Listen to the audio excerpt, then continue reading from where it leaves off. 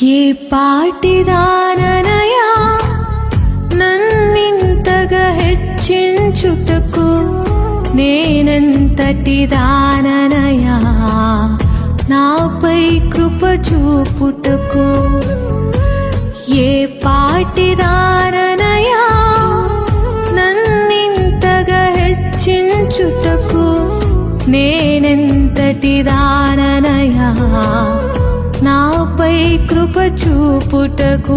నా దోషము భరించి నా పాపము క్షమించి నన్ను నీలా మార్చుటకు